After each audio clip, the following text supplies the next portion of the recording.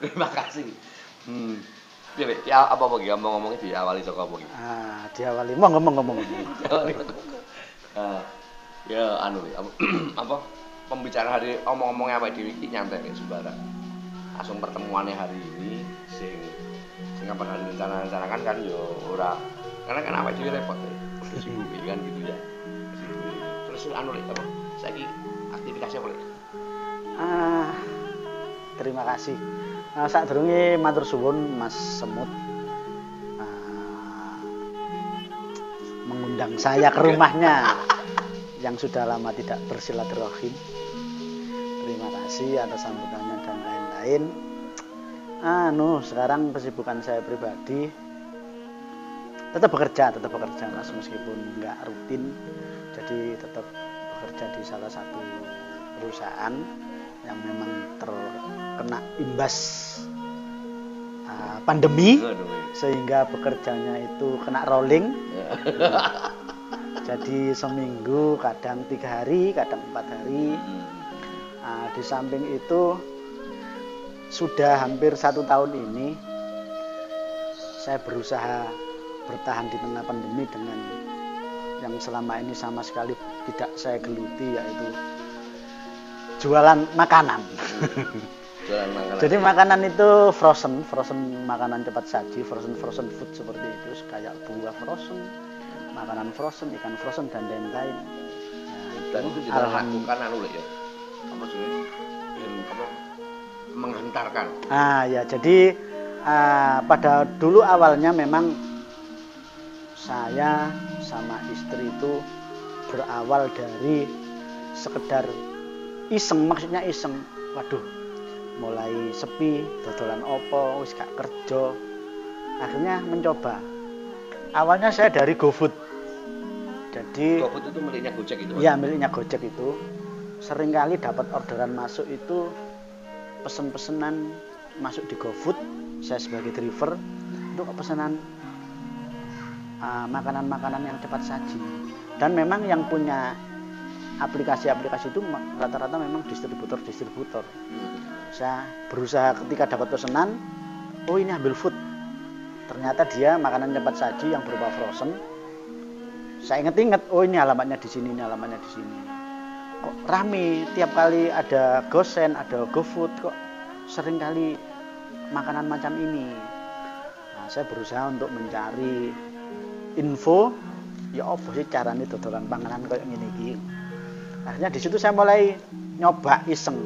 Saya minta list harganya dari beberapa distributor itu. Kita berusaha yang pertama adalah nawari teman-teman terdekat. Nah, awalnya kita memang nggak punya tempat, terus nggak punya alat kayak kulkas yang freezer box itu.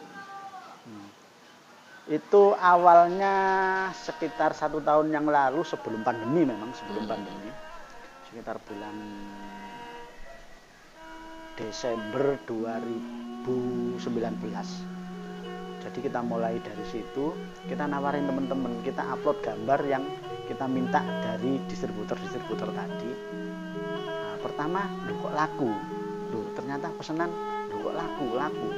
Akhirnya kita berusaha, ya apa caranya ya? Kita berusaha nego sama yang punya distributor itu karena kita nggak punya alat untuk penyimpan. Akhirnya kita berusaha nego, Pak, aku nek tuku akeh ya apa? Ben hargae murah, tapi barang tak titipno kene dhisik, engko nek ana wong tuku tak juku. Tak terno. Jadi di situ saya memang awalnya tidak ambil untung yang terlalu banyak, anggap aja satu item untung 2.000-3.000, tapi saya main ongkir. Jadi memanfaatkan driver Gojek itu, misalkan kalau diantar ke sana pakai aplikasi GoSend itu misalkan 20.000, saya tarik aja 10.000 separuhnya. Dengan minimal pesan 2 item. Akhirnya dari situ kok mulai rame. Lama-lama si distributor yang saya titipin barang itu ngamuk. Kon niku titip barang terus jukuk niki, barangku wis teko terus iki gak nggone barangmu kabeh. Bingung. Dari situ kita bingung. Aduh ya apa ya. Akhirnya berusaha pertama berusaha nyari freezer dulu, nyari freezer wis utang kono utang kene gak karuan, wis pokoke meskipun hasilnya iki kita tidak bisa menikmati pada saat itu, yang penting cicilan freezer dan lain-lain iki bisa gawe bayar. Selesai. Akhirnya dari situ ada saudara juga yang membantu, dibantu finansial untuk bayarnya juga agak longgar. Di situ kita mulai. Ternyata makin lama itu dunia pandemi ini secara tidak langsung ya mungkin loh ya, namanya rezeki tidak bisa gak iso kita duga Mas. Di situ semakin rame karena apa? Uang order mesti jaluk kirim dan rata-rata ya, mohon maaf ada beberapa customer itu yang memang minta dikirim dan memang tidak mau berjumpa dengan kita. Wis cantolno nang kono Mas, nang pager. Engko duwe tak transfer. Nah, kayak gitu ya. Banyak seperti itu. Oke. Akhirnya di situ kadang ketika pesanan banyak itu dari ongkos kirim itu bisa sehari sampai 90.000 sampai 100 lebih. Jadi ongkos kirimnya itu memang lebih banyak daripada keuntungan hasil dodolan itu Mas. Wis tak coba terus. Iya. Jadi mulai pagi saya keluar paling enggak nganter pesanan 5:30. Nanti mulai jam 8:30 mulai kerja, nanti pulang kerja nganter lagi sampai malam. Nah, seperti itu terus. Okay. Lama kelamaan berjalannya waktu gak ngatasi. Dadi wong kabeh njaluk dhisik, kabeh njaluk cepet bingung. Akhirnya teman-teman Gojek saya yang ada di sekitar rumah itu saya hubungi ana freelance koyo ngene rek gelem apa gak. Ya tapi ya ngono. Nek aku ditakoki ongkir tak waras sak ikhlase yo. Nek tak arani kok biasane wong ngekeki pas. Wis tak waras tak ikhlase ya. Dari situ saya mulai untuk mempromosikan teman-teman saya yang ada di Gojek-Gojek itu untuk freelance. Akhirnya dari situ mulai sekitar 6 bulan terakhir itu alhamdulillah ya paling enggak sehari itu bisa sampai 6, 7 sampai 8 alamat itu saya kasih teman-teman Gojek yang ada di sekitar.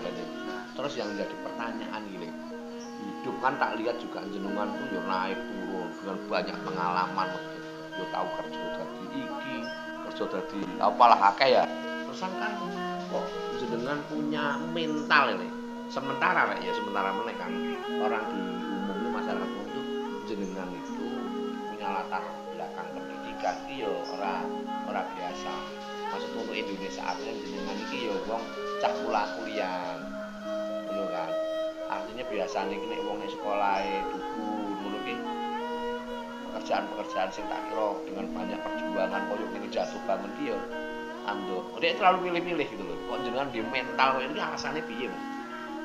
Sebetulnya juga kalau masalah kuliah yo aku dhewe gak lulus ya Mas. Ya apa terusan? Ora apa-apa. Tapi kan wis kenal ngono ya kan ya. Tapi kok di mental koyo ngene piye? Jadi awal dulu memang ketika saya masih usia SMP itu kan memang awalnya dulu saya memang senengane dolen, senengane keloyongan. Nek jare wong biyen arek gak sobo oma, mungkin dari gak situ karena juga lingkungan saya masa kecil kan saya di Jalan Demak sini Asem Jajar. Ya kebetulan dulurku ku yo nakal arek gak.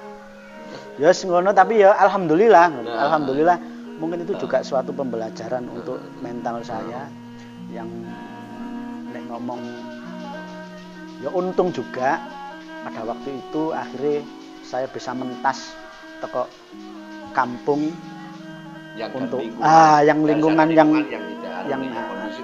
tidak kondusif juga secara pergaulan. Nah, di situ saya mulai berpikir seneng keloyong rono, seneng keloyong ini. Bahkan dari kedua orang tua sampai saya mengalami ketidakdekatan komunikasi dengan orang tua saya karena gak tahu sopo macam. Dari situ saya mulai banyak kenalan beberapa teman di sana yang membuat saya belajar dengan lingkungan yang saya tempati. Ketika ada di lingkungan A, lingkungan B, lingkungan C, saya memang tidak pernah pilih-pilih nyari teman, jatuh bangun dalam proses pertemanan juga mulai apik dadi elek, dadi suwelek nemen, dadi apik meneh Ya pikirku ya jenenge kanca Mas, sak elek-elek suatu saat pasti akan ketemu lagi ya wis. Ya wis ngono iku biasa. Iya. Jangan diambil hati. Jadi ketika saya mulai bekerja, mulai ikut orang, mulai bekerja sendiri dan lain-lain. Ya berusaha saya nikmati aja Mas. Dinikmati. Pernah juga punya penghasilan yang gede. Langsung ambles. Ya alhamdulillah gak stres. Karena tingkat bunuh diri. Ya. Jadi pernah mengalami juga nyari uang itu gampang. Sampai jatuh bahkan uang 100 rupiah pernah saya hitung supaya kita dapat uang, mengumpulkan rupiah demi rupiah untuk bisa bangkit. Jadi alhamdulillah memang awalnya dari lingkungan yang ya anggap biasa. Ketika mengalami sesuatu yang luar biasa akhirnya jadi biasa lagi ya. Kaget gitu Mas. Kita nikmati aja. Pergaulan dia juga pengaruh ya. Pengaruh dua kemudian menjadikan awak dhewe peka membaca kesadaran itu untuk bahwa betul. Ya ini gak gampang terpengaruh oleh keadaan bahwa dia. Itu jenis siklus hidup ngono lho ya. Ya betul. Itu ngono ya. Harus disyukuri. Tapi kok iso duwe kesadaran itu deh. Apa yang meneh kira-kira jenengan kan biyen ya tak lihat kan ya salah satu pergaulan itu itu kan dengan kumpul karo kanca-kanca seniman, kanca-kanca seniman ya Le ya, khususnya seniman Surabaya. Apa itu juga pengaruh ora nek sampean dadi duwe mental sing anu? Ya sedikit banyak memang pengaruh sih Mas, sedikit banyak pengaruh. Pengaruhnya nih. Pengaruhnya itu ya kita saling support, saling tukar pengalaman dan lain-lain. Bahkan ada salah satu tempat nongkrong saya yang memang nek ngomong komunitas kesenian mungkin di sana juga komunitas kesenian. Tapi secara umum di teman-teman ini tidak membatasi bahkan kesenian apa-apa. Kalau ingin merapat monggo. Dan rata-rata di situ memang nggih mohon maaf nggone orang-orang yang dalam tanda kutip kehidupan masa lalunya memang sedikit bermasalah. Sehingga dari berkecimpung sambil kita ngomong tentang hidup, yes, bisa saling mensupport dan saling mendukung satu dengan yang lain. Nek ngomong wong mosok ya kate ireng terus. Wong ireng paling enggak masa depannya isok putih. Ketika wong putih masa lalunya juga ireng ya jika kita nggak tahu. Yang penting kita sama-sama belajar, bisa saling mendukung satu dengan yang lain supaya kedepannya kita sama-sama bisa lebih baik. Di komunitas yang dengan sebutkan itu saling support loh Mas ya. Yang komunitas pertama itu ya, saling support, saling memotivasi bahwa hari ini jenengan kumpul karena dia mungkin berpikir juga bahwa kemiskinan kemudian kita akan melakukan kriminalitas itu karena persoalan memang sebuah kondisi yang menjadikan harus jadi itu kan. Tapi ternyata tiba-tiba dia harus berubah dan kesalahan untuk berubah menjadi lebih baik ya kan itikatnya ngono ya. Komunitas ini apa nih jenenge? Namanya komunitasnya itu sebetulnya kalau namanya kalau di kampus itu ada Teater Kusuma. Kalau di luar itu saya punya komunitas sendiri di daerah Krian sana namanya Sanggar Damen. Sanggar Damen. Iya. Terus kalau di pasar itu dengan teman-teman pasar Simo itu namanya Sanggar Surabaya. Sanggar Surabaya. Iya. Nah. Terus di samping itu saya dulu juga sempat nongkrong di teman-teman komunitas pecinta alam nih jari narek biyen. Tapi sebetulnya dari situ tukang nglur ning alas bukan untuk pecinta alam sakjane wong. Buktine awak dhewe sik nggawe sampah nang gunung sik masak sik obong-obong. Yes, apa nek ngarani kan. Tapi dari sebuah latar belakang antara teman-teman penikmat seni, teman-teman penikmat keloyongan sing nang gunung itu mereka rata-rata punya pandangan hidup yang mungkin hampir sama. Dari segi petualangan mereka, dari segi latar belakang mereka. Mungkin nek ngomong latar belakang gaya pelarian mungkin seperti itu. Jadi mereka berusaha kuat dengan cara ya apa aku bisa kuat menghadapi langkah berikutnya, yaitu mungkin dengan cara versi mereka ya keloyongan itu. Keloyongan itu ya seperti keloyongan menemukan menemukan inspirasi, Iya. menemukan wahyu, menemukan kesadaran. Oke lah, saya kan jenengan kan, nek aku melihat bahwa jenengan iso berubah, iso bertahan sampai hari ini, dan mungkin iso menjadi inspirasi banyak uang oleh konco-konco dulu-dulu itu. Salah satunya jenengan punya satu kumpulan yang tadi namanya kelompok itu yang pertama adalah waktu jenengan mahasiswa biyen itu ada satu komunitas teater yang kampus Untak jenenge Untak Surabaya itu jenenge teater Utama Untak. Toh, kasus yang kedua jenengan di tempatnya rumahnya sama juga punya komunitas yang istimewa jenenge Sanggar Damen. Damen itu pohonnya pari. Pohonnya padi, ya kan. Kasus yang ketiga itu satu komunitas di tengah pasar di daerah Simo ya Mas. Di daerah Simo, dan itu satu kelompok yang aku lihat sangat luar biasa, itu namanya Sanggar Surabaya yang dipimpin oleh namanya Mas Bliwo. Almarhum. Lah, Mas Sanggar Mas Bliwo Dewi itu di eranya Orde Baru adalah seorang aktivis dari sebuah gerakan kesenian kebudayaan yang berbasis pada kerakyatan yang kritis terhadap persoalan kekuasaan politik pemerintah yang pada waktu itu. Nah, saja nih ngomong-ngomong ini juga jenengan adalah sebagai salah satu saksi nih, karena banyak orang setelah eranya si Mas Brewo itu Cak Brewo gak ono itu Sanggar Surabaya sepertinya wis orang aktif. Nah, ini bahaya karena ternyata kelompok-kelompok kesenian yang responsif terhadap persoalan politik bangsa yang mempengaruhi rakyat yo ora ono. Aku tolong diceritakan sebenarnya pas opo sing sampean entuk iso kene nggone Sanggar Surabaya wis. Dengan Mas Brewo-nya opo Mas sing sampean entuk ya? Sebetulnya kalau yang saya dapat, saya dulu awalnya juga cuman main-main ke sana dan ketemu konco-konco di sana juga sudah kondisinya pada waktu itu almarhum sudah sakit ya, terus meninggal itu pada saat itu. Masalah awalnya kan yang saya tahu di Sanggar Surabaya itu kan bukan sekedar untuk proses berkesenian tapi memang lebih banyak ke proses untuk kehidupan. Iya, kehidupan. Di sana teman-teman itu punya anak didik yang memang kita biayai pendidikannya, anak-anak nek ngomong ya anak-anak yang tidak punya tempat tinggal, dan beberapa orang memang dibawa untuk almarhum dari jalanan dibawa ke sana untuk disekolahkan secara formal. Jadi sempat kita kelimpungan juga pada waktu ditinggal almarhum itu untuk membiayai anak-anak itu pada waktu itu ya lumayan banyak.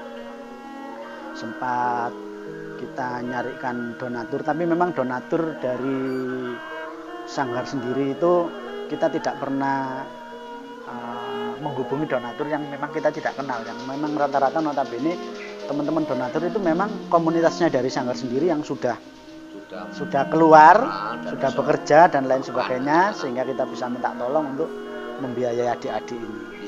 Sistemnya gitu. Jadi memang kita pada waktu itu sangat takut menerima bantuan dari luar. Ya takutnya ada hal-hal yang maksud dan tujuan itu. Memang dari pesannya almarhum dulu memang sangat sensitif dengan pemanfaatan seperti itu. Jangan diajari kemandirian maksudnya. Jangan di Sanggar Surabaya itu sendiri kan jenengan artinya kumpul sebuah komunitas yang bukan sekedar pakai gerakan kesenian sih maksudnya gitu. Tapi jangan kalau kumpul oleh banyak Mas yo arek wong ya sembarang Mas. Banyak diajari bahwa sama harus mandiri, harus bersama-sama membangun komunitas, ya Mas. Itu yang sangat terasa dengan Sanggar Surabaya itu Mas. Yang sangat terasa adalah kita saling mengayomi antara satu dengan yang lain. Jadi begini, ketika ada salah satu dari adik-adik kita yang memang misalkan punya problem dan apa, kita selalu ikut iki opo, ono masalah iki, arek iki ono ngene. Bahkan juga mungkin masalah finansial dan lain sebagainya untuk membayar sekolah dan lain sebagainya.